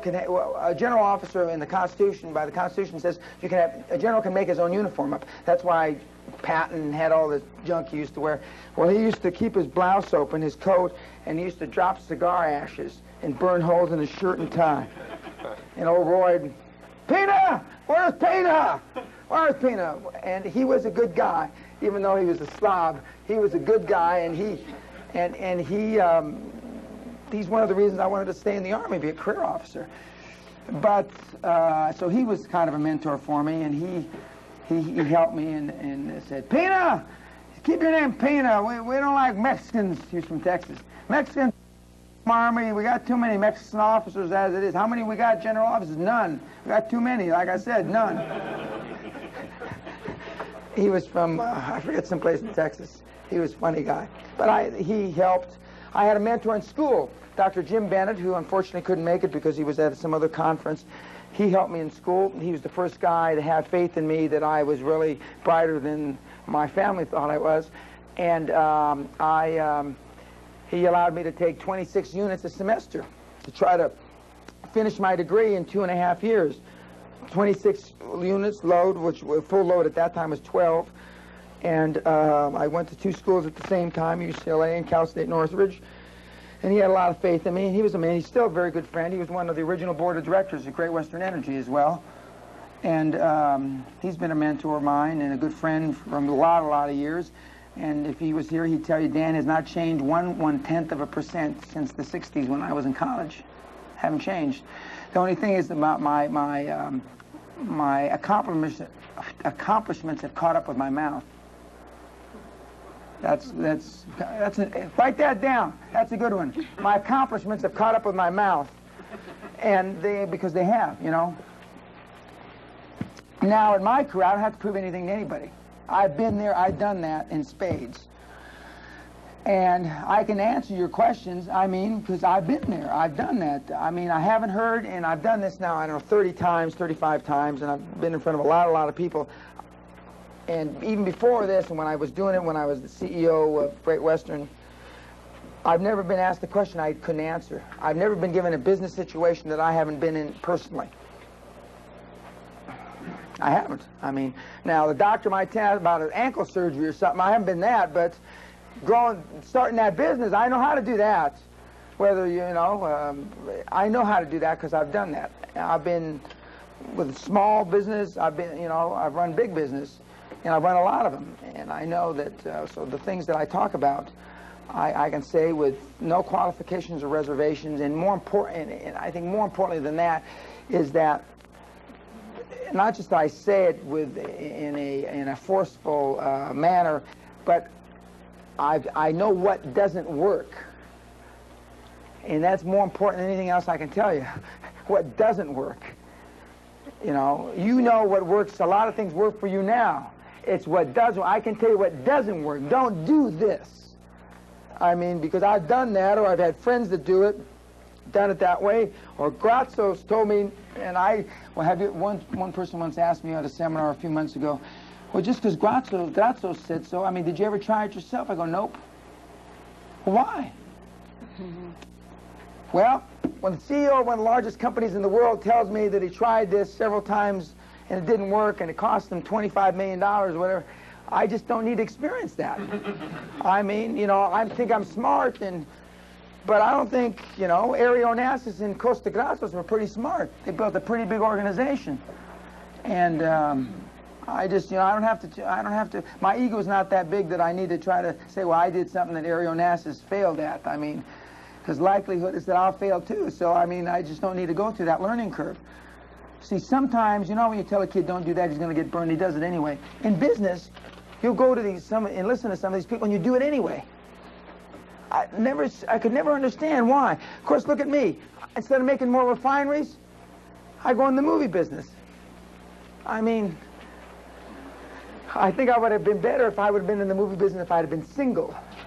I didn't get any benefit out of being in the movie business because I was married, and Linda used to travel with me in those years before we had kids. I mean, single in the movie business, you know, I don't know if it'd been worth $25 million, but I mean, so I mean, that's the benefit, and the things that you find yourself struggling with, hard to do, they're the same things all the audiences struggle with.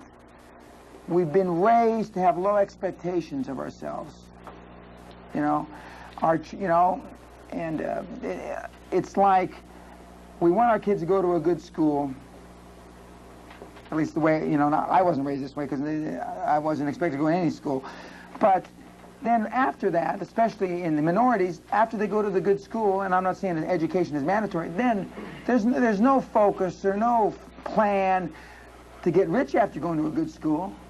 They just leave it at that. You went to a good school. Well, what's the use of going to a good school if you're not going to do something with it? Unless if you're going to teach. You know, I tried teaching 1 year and I couldn't take it because I got so frustrated with this youth of America. They were all going in the toilet. Yes, ma'am. How many hours did you when you first got your mentor that you spent time with? About how many hours? Jerry, how many hours a week or a month or did we used to spend when you were teaching me the all business? Excuse me. Considerable. Yeah, I spent a lot of time with him. We used to have lunch all the time, play golf all the time. I used to... It wasn't unusual to work 12, 14 hours a day. Yeah, yeah, and and I was coming... It was more than that. Yeah. I used to fly to Dallas when his corporate headquarters was in Dallas and spend time with him, and to a lesser extent than his youngest son, Ron, used to spend time with me, and because his father, and rightfully so, set him on this track, and it was the Wall Street track, NBA Wall Street track, and that's the track I came from. So I used to spend time. I remember being in Dallas with Linda having breakfast with young Ron and come over. I'm thinking of making this change, and I'm doing this, and Dad says I should finish my MBA at UCLA, and I said, your dad's right, and for him it was right. It was right, and he's doing very well. He's at Oppenheimer. I sat on next to him about a year ago on a plane, and I looked over, I said, God, that looks like Ronnie Orman, but he looks tired. And he said, yeah. And I said, he says, Dan, is that you? I says, yeah. He said, yeah, this is my third trip in 5 days, New York to L.A. I said, well, I've been that. I know how to do that. I said, you know, what you got to do is you got to have a couple drinks, go to sleep or whatever. And yeah, so we spent a lot of time together. And have you ever met Estee Lauder? No. No? No, I haven't. I haven't. In the back of the room. Dan, how did you buck the mafia? Well, in 1982 or 3, we had a gentleman who will remain nameless to protect the guilty, who sold one of our deals to the number 3 guy in one of the big mafia families in New York City, unbeknownst to me. And then when oil was $40 a barrel, it had letters of credit attached to it, so if the price of oil fell, the letters of credit were called. Needless to say, oil went from 40 to 20 like it had a rock on its neck. And so they were called, and the banks were calling this guy's accountants and said that, called, and he had bought personally $500,000, and he felt so proud about it, he went over to a cousin or a distant relative, one of the other mafia families, and they bought about $2 million of it. And so he said that, and the guy that sold it to him, he says, you don't have to worry. Well, now, when you tell somebody in a crime family you don't have to worry, that means that they're not going to lose any money. And so he flew out to see me in Los Angeles. I was in Scotland, and I get a phone call from Charlie Soliday, and he's whispering, Dan. I go, what? They're here. Why come speak up? What the hell's wrong? And he says, they're here. They want to talk to you. They want their money back. And I said, who's there? And he told me who it was. And I said, okay, I'll get in a plane. I left Scotland. I flew to Los Angeles. And so I walked in the room, and I walked in the conference room looking around. Where are they? They're in your office. They set up a shop in your office. In my office? Who told them they could? Anyway, so I go in there, and he looked like John Gotti. Short, portly guy, really well manicured, you know. And he gives me a big hug, and he says, what kind of name is Peña? And I says, well, and I told him, I says, but my grandfather, I'm 1/4 Sicilian, which I am, my mother's father. And he gives me another, goes, too bad it's not a half, you know, because I'm 1/4. And so, but we go out to dinner, and he leans up to me, and he says, and I lean across the table like in the old E.F. Hutton commercials. I said, yes. He says, I want my money. I said, I beg your pardon? He says, I want my money. I said, well, I can't give it to you. I mean, it's all pissed away. I mean, and he said, we had just gone public, thank God. And I said, I run a public company. I can't just write you a check. And he says, you're not listening to me. I said, I'm listening anyway. So we got crossways, so to speak. And funny things started happening, and we hired some people to protect us. And we sent some messages to them, which were received loud and clear. And he says, this guy's crazy. He says, he's doing to us what we do to people. And they said, the bearer of these messages, who Lorraine knows, said he is crazy. He doesn't care. He's not giving me the money. He didn't think he did anything wrong. Make a long story short, he sued me for $144 million. And we fought it in the state court, in Texas to the Supreme Court of Texas, and we fought it to the Supreme Court in New York, and we fought it to the 12th and 8th District Appellate Courts. We fought for 5.5 years, and the FBI and the various people that were investigating them used to say this is the first time in history that these guys have gone to court. They've been sued plenty, but they never sued anybody. And they went around and strong-armed all the limited partners into being part of this suit as a class action. They didn't come and say, do you want to be part of the class action? They said, this is your amount, we need the check for your portion of it. And they sued us, and we won. We won in all the courts. And then he got indicted, thank God. And the... no horse heads in your bed? Pardon? No, well, we had some difficult times. But then, during this whole process, I went to his restaurant. He owns a French restaurant in New Jersey. And why are you going to his restaurant? I said, because I want him to see that we're not afraid. He says, but Dan, we are. It's only that you're not. And so we went to his restaurant, Charlie, Mark, and I, and he came up and he saw me, and he comes up to me and says, you've got a lot of balls coming here. I says, food not bad. He says, and then he went and he says, I don't want your money. He says, don't have dessert, get out.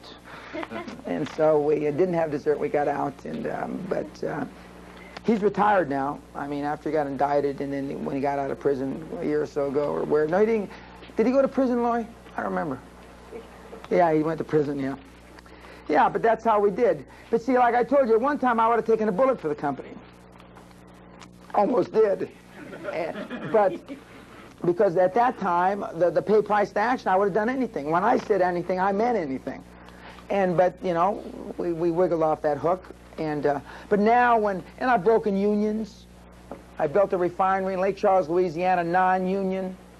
And I mean, gun battles with mercenaries and all kinds of junk like that. And so when I go into these companies and say, we got a union problem, you know, where we were in the coal business was called Harlan County, Kentucky. It's called Blood County. That's where the unions got broke. I come in, they say we got union problems. I mean, I've dealt with, I know how to deal with unions.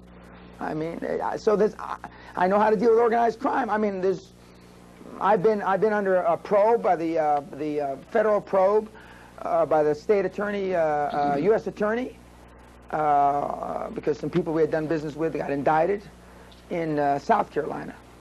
And is that where Strom Thurmond's from? Yeah.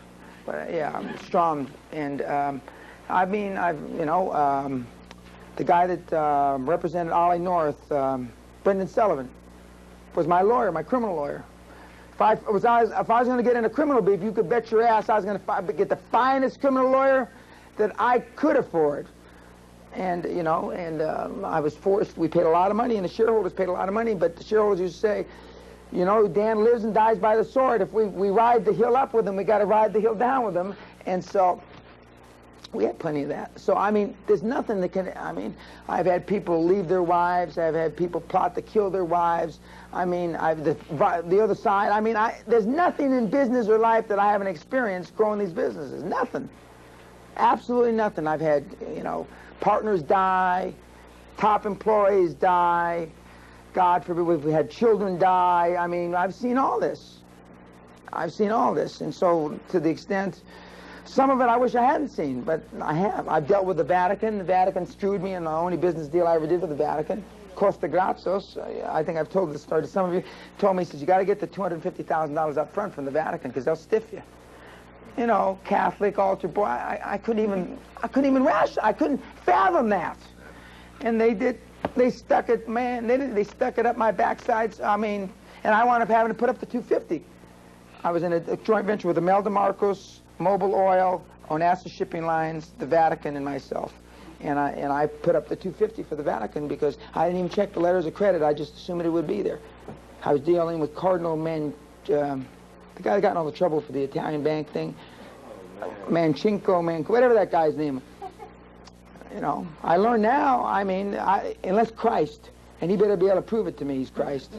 You know, if Christ came down through the ceiling here with a halo and the thorns, he better have ID. You know what I mean? he better have ID. Otherwise, I mean, he better just have ID. Because, but I mean, you know, even big banks, Citibank has, you know, stuck it up me.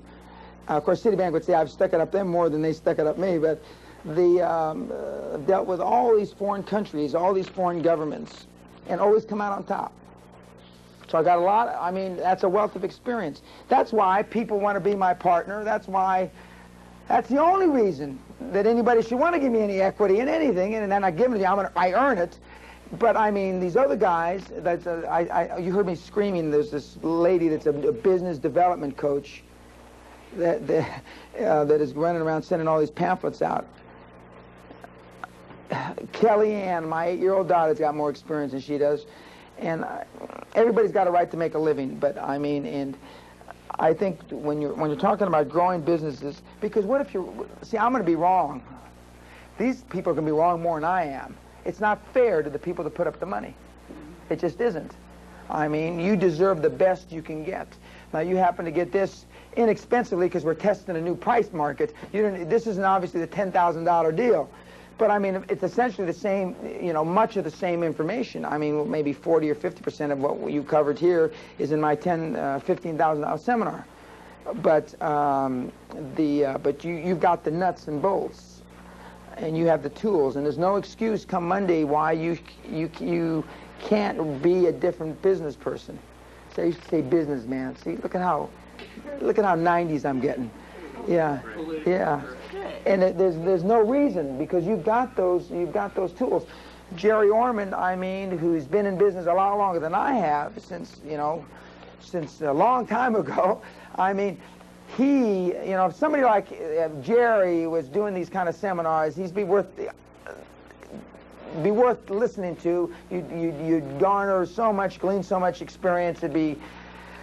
It would be tremendous for you. But I mean, guys like Jerry aren't running around doing this. At least I haven't met anybody. If anybody in this room knows of anybody that's doing this, that has experience, that's anywhere near mine, let me know. I mean, they're just not. Yes, sir. I think first or second day you were talking about interviewing people. When you hire them, you ask them questions like, are you gay, you got AIDS, and stuff like that. Yeah, I ask all those. Have you ever been sued for that? No. No, I have. One time I got sued by a woman. Remember Maida Sarah, Linda? That girl that said that she, got raped on the hood of our car out in front of, and the guy that supposedly raped her was here a little ago. There was no rape that went on. But I got sued. The only sexual harassment I've been sued, I've had 3 employees that said they got raped, not by me, but by employees. But they sued me because I made the environment conducive to rape or some shit. Yeah, which I didn't, we beat those. I mean, those were easily, they just wanted to be paid off. But those are the only 3 type sexual harassment suits I've ever been involved. So when you're asking these questions, I mean, what do people do? I mean... You know what they say? Yes, I am gay. No, I'm not. No, I'm HIV positive, negative. That's how they answer. I've never had anybody say, I don't have to answer that. Don't let the door hit you in the ass on the way out then, youngster. Okay. You say you ask religion. Does that... No, well, no. If we come in with a Buddhist that can't work, first of all, you shouldn't be coming to interview with anybody in my organization. You come in dressed like that. And it's not that we're against them, but I mean, that's not how we dress. You know what I mean? Or you come in like that crazy stuff. Who's the convicted killer? The King? No. Who's the fight promoter that's a convicted murderer, the black guy? Don Tyson. Yeah. No. Don King's a convicted murderer. Yeah. You come in dressed like when he wears all that crap, that he wears with his hair. I mean, you ain't going to get the job. I don't care if you're the most qualified guy that walks the face of the earth. You're just not getting the job. You don't fit in the mold. I can't see you sitting in my living room with hair that goes up like this and all that African garb on. I mean, that ain't going to do it. And it's not that I'm bigoted or biased. It's just... I'm not gonna be flying from here to London with you, sitting in first class. It just ain't gonna happen. Just as if you come with a sombrero and a serape and the shit, tacos, it ain't gonna happen. You ain't gonna be working for me, What do you think of Don King's business practices? I think that they're probably corrupt. Yep. I think so. I think that Yeah, he does whatever it takes, but I mean, he steps over, he steps over the line. I mean, pardon? Yep, I met him at the Tyson, the first or second fight that Tyson had at the Caesar's Palace. Yeah, I have met him. Yeah, and I'm trying to think who Tyson knocked out in the second round, that big guy. Michael Spinks? No, before that. Yeah. No. I know Larry Holmes, too, but he's a nice man. Larry's a nice guy. I hope he doesn't get hurt in this next fight. Somebody, Ruben?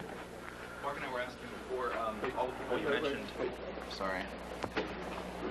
Of all the people you mentioned before in terms of high-performance people and people who make money, and you were asked a question about Don King, but we were wondering what's your opinion of Steve Wynn and... You mean the guy, the gambling? The gambling guy? Yeah. Well, he's a smart guy. I don't know about his business practices. I don't know about that, but I know he's a smart guy, and he's put together a lot of big deals, and they all told him you can't build a 5,000 room, you can't build a 3,000, you can't, and he continues to do it. So, I mean, he's pretty much, I think Las Vegas is a good example of going against conventional wisdom. A 1,000-room hotel wasn't supposed to work there. Yeah, I mean, do you think he cares? I mean, he doesn't care what anybody thinks. He does what he thinks. Or he does what, 2 or 3 people that he works closely with. Kerkorian, he's another psycho. He doesn't care. I mean, he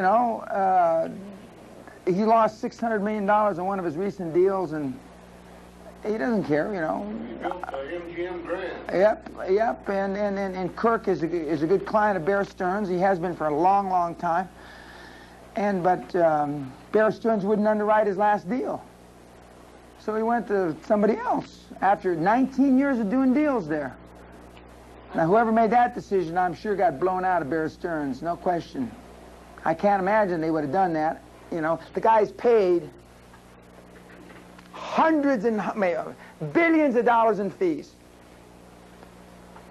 That guy, that young 30-year-old Harvard MBA managing director had a short career on Wall Street. That guy is history. I mean, and nobody will hire him because anybody's got that piss-poor judgment, nobody's going to want him. Obviously, the Kerkorian deal was a huge success. But he did not do the deal just because Bear Stearns told him not to. He went someplace else and did it very successfully. Are there very spiritual-minded men? You mean they believe in God? Yeah. No. I don't know any of them that are agnostic, but I don't think that you'd call them seriously spiritual.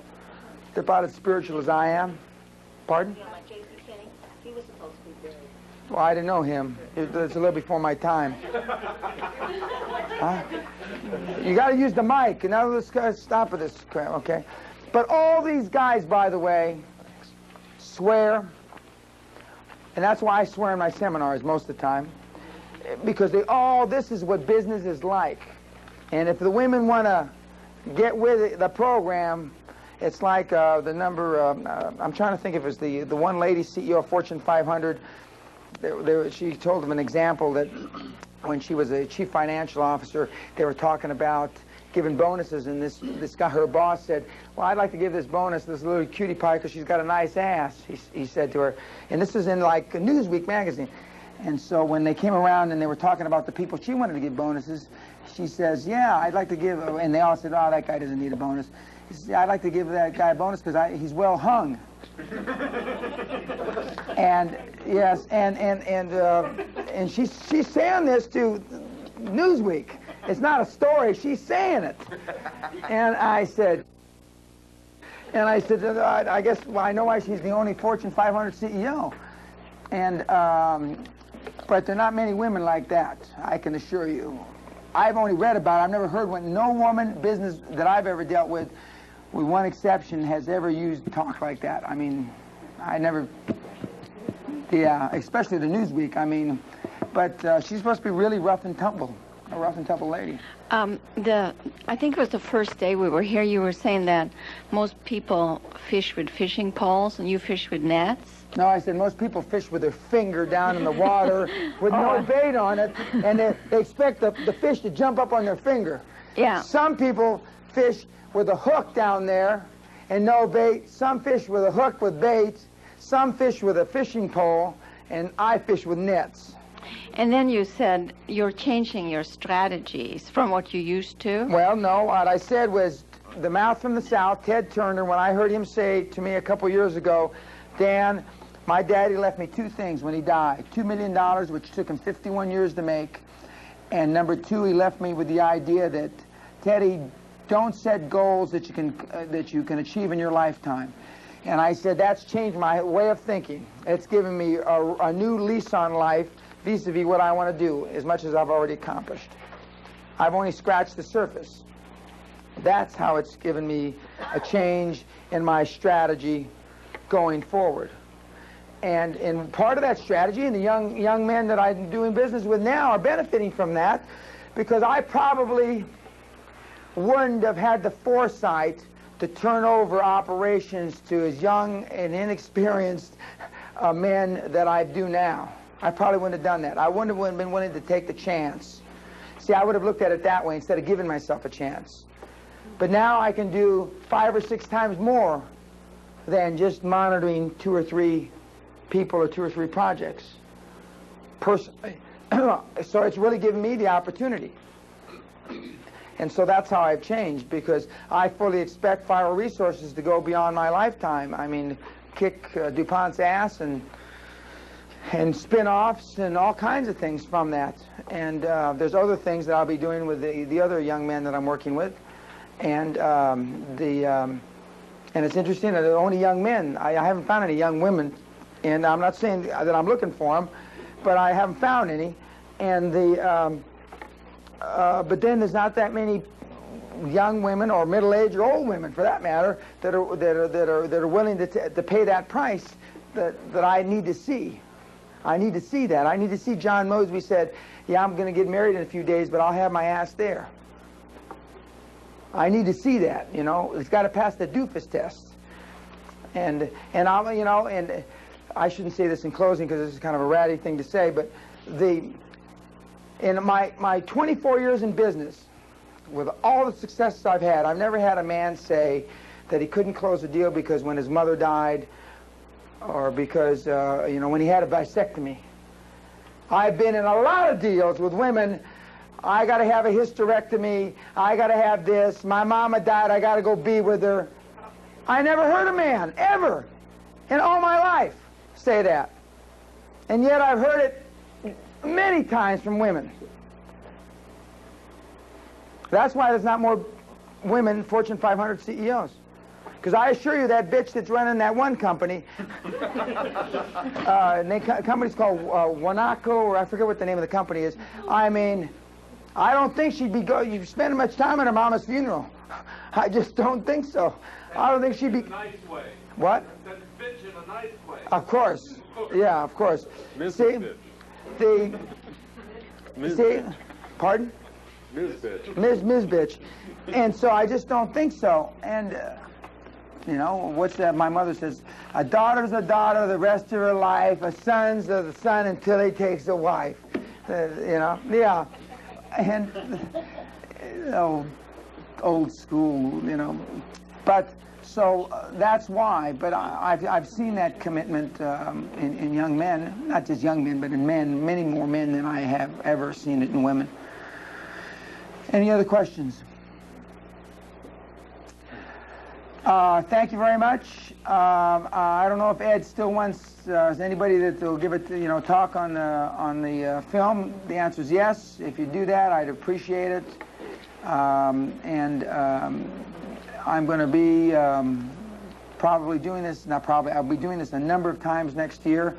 I've got a couple more appearances this year. I think one in we still doing that Las Vegas and San Diego thing? We're not doing Las Vegas and San Diego, probably. Yeah. So, thank you very much.